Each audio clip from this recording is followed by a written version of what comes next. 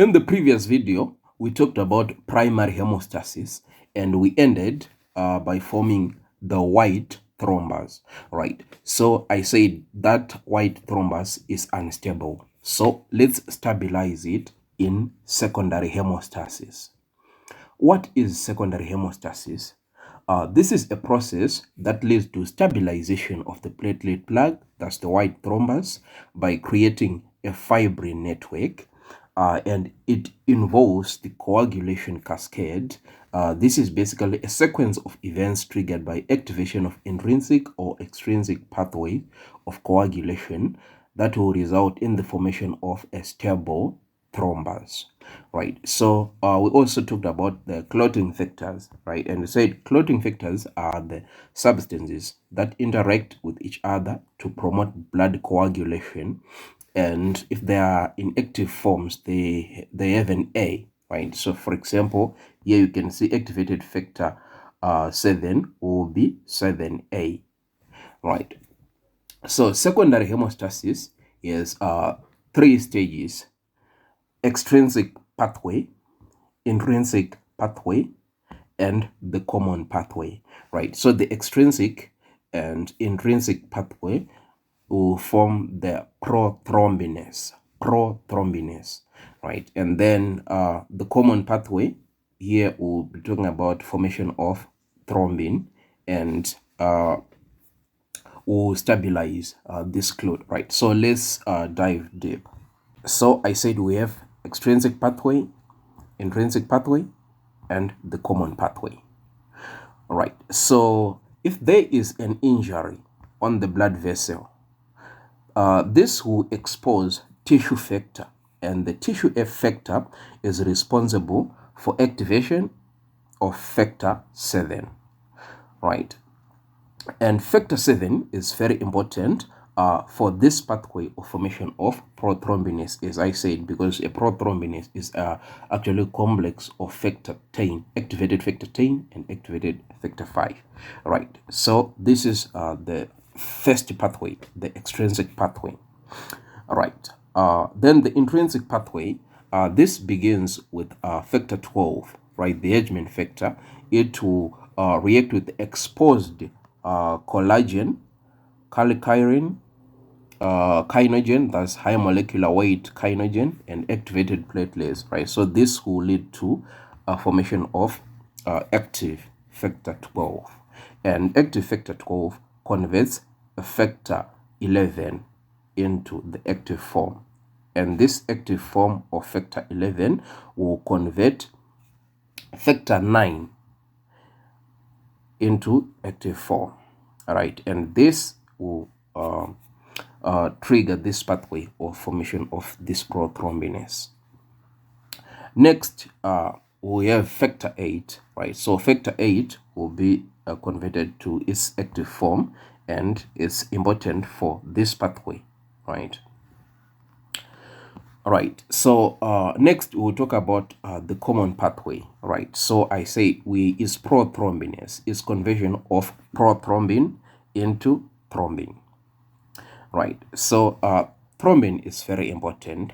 Firstly, there is factor 1, right? Factor 1 is known as fibrinogen, right? So these are actually monomers, so they are polymerized to form fibrin, right? So this step need prothrombin.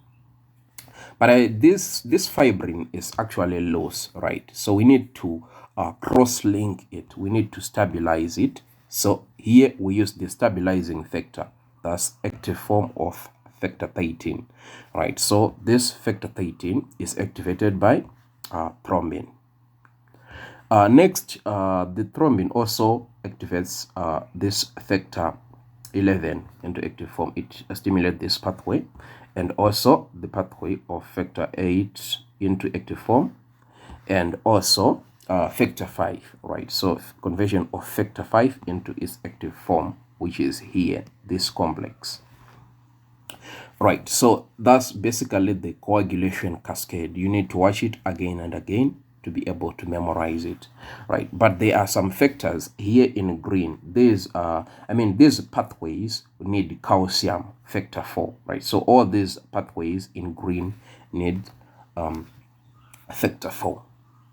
Next, there is vitamin K, right? So this is a fat-soluble vitamin needed by a lot of clotting factors, right? So how do you remember the clotting factors that depend on vitamin K?